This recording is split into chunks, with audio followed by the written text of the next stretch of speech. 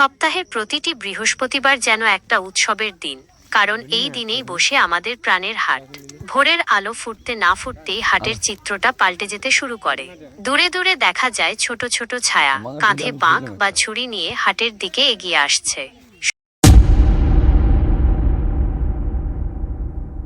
এক বৃদ্ধ লোক মিষ্টি আর মাছ নিয়ে যাচ্ছিলেন। পথে তার এক পেত্নীর সাথে দেখা হলো। পেত্নী তার সামনে এসে দাঁড়াল আর খসখসে গলায় বলল, কোথায় চললে বুড়ো? আর হাতে ওগুলো কি? মিষ্টি আর মাছ নিয়ে যাচ্ছিল। পথে একটি পেত্নী তার কাছে সেই মিষ্টি আর মাছ খেতে চাইল। বুড়ো রাজি না হলে পেত্নী তাকে ভয় দেখিয়ে বলল, বুড়ো, দিবি নাকি আমি তোর ঘাড় মটকাবো? কিন্তু বুড়ো তাতেও ভয় পেল না এবং জিনিসগুলো দিতে অস্বীকার করল।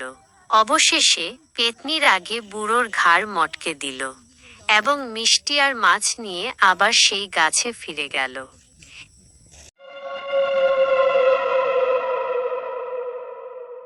সকালে খবর ছড়িয়ে পড়ল যে গ্রামের এক বৃদ্ধ ব্যক্তি সেই পুরনো গাছটার নিচে মারা গেছেন। খবরটা প্রথমে চাপা থাকলেও ধীরে ধীরে মুখে মুখে পুরো গ্রামে ছড়িয়ে পড়ল।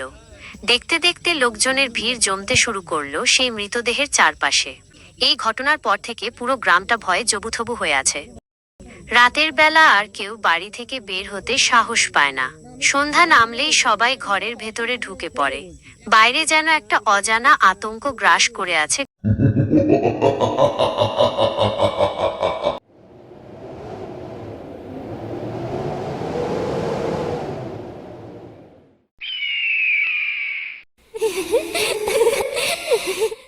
কে ওখানে? কে তুমি? সাড়া দাও। কে ওখানে? কে তুমি? সাড়া দাও। কে ওখানে? কে তুমি?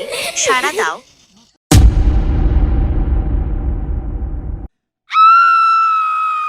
পরবর্তী ভিডিওতে আরো ভয়ঙ্কর কিছু দেখতে চান?